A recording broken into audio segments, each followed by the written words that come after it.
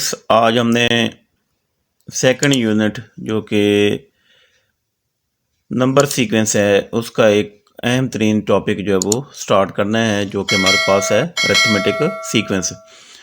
First of all हम ये देखेंगे कि अरिथमेटिक सीक्वेंस जो है वो होती क्या है।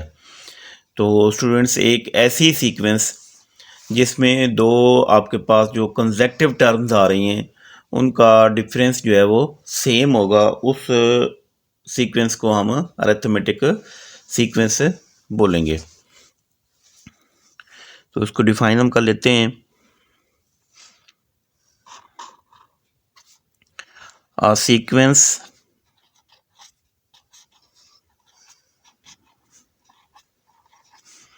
in which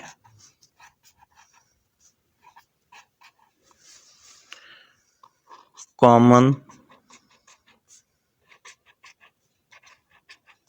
difference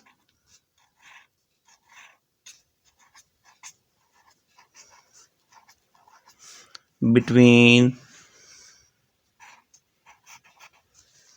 two consecutive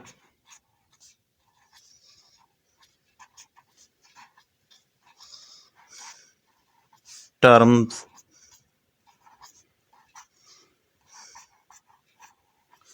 remains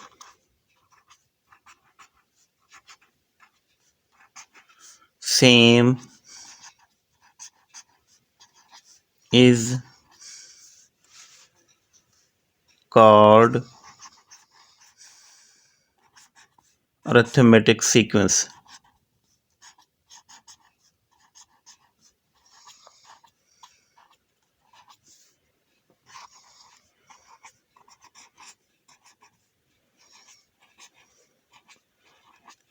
एक ऐसी सीक्वेंस जिसमें दो टर्म्स के दरमियान, दो कंसेक्टिव टर्म के दरमियान जो है वो कॉमन डिफरेंस जो है वो सेम रहता है, उस सीक्वेंस को हम अरिथमेटिक सीक्वेंस बोलते हैं। अब स्टूडेंट्स, हमने अरिथमेटिक सीक्वेंस का जो फार्मूला है वो हमने प्रूव करना है कि अरिथमेटिक सीक्वेंस का जो जनरल फार्मूला होगा वो क्या होगा। A1 है फर्स्ट टर्म, उसको आप यूँ लिखेंगे A1 प्लस 0D। मतलब कि जो फर्स्ट टर्म होगी उसमें आपके पास D जो होगा वो 0 होगा। मतलब कि जो भी होगा उसको जब आप 0 से मल्टीप्लाई करेंगे तो वो 0 हो जाएगा। और जो सेकंड टर्म होगी उसको आप यूँ लिखेंगे A2 is equal to A1 plus 1D।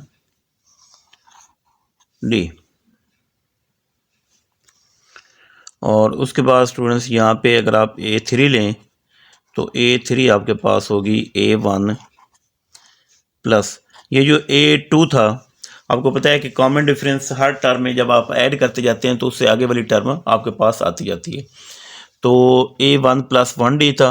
अब A3 जब आपने लेना है तो वो आपके पास A1 प्लस 2D हो जाएगा। सेम इसी तरह A4 जब हम लिखेंगे तो A4 is equal to A1 plus 3D ये हो जाएगा। फिर स्टूडेंट्स, सेम इसी तरीके से हम यहाँ पे A5 लिखेंगे तो उसको हम यूँ लिखेंगे A1 प्लस 4D। अब स्टूडेंट, ये वाली जो टर्म हमने लिखी है इनको लिखने का एक तरीका और भी हमारे पास है। ये जो A2 हमारे पास था वो A1 प्लस 1D आया है, इसको हम यूँ भी लिख सकते हैं A1 प्लस 2 माइनस 1D। ये चूँकि सेकंड टर्म थी तो यहाँ पे 2 आ गया आपके पास। उसके बाद स्टूडेंट यहाँ पे थर्ड टर्म है तो इसको देखें, इसको हम कैसे लिखते हैं A1 प्लस 3 माइनस 1D। और 3 में से 1 निकालेंगे तो वो 2D आ जाएगा, इधर 2 में से 1 निकालेंगे तो वो 1D आ जाएगा। और इधर स्टूडेंट्स यहाँ पे चौथी टर्म आपके पास है तो इसको देखें हम कैसे लिखते हैं A1 प्लस 4 माइनस 1D। और ये आपके पास स्टूडेंट्स पाँचवीं टर्म है तो इसको देखें A1 प्लस 5 माइनस 1D। 5 में से 1 निकालेंगे तो ये आपके पास 4D आ जाएगा। सेम इसी तरह अगर आपके पास n टर्म हो तो उसको हमने देखना है कि उसको कैसे लिखेंगे। an is equal to, same जिस तरीके से ये स्टूडेंट हमने लिखा है इसी तरीके से हमें फार्मूला बना लेते हैं जनरल टर्म का।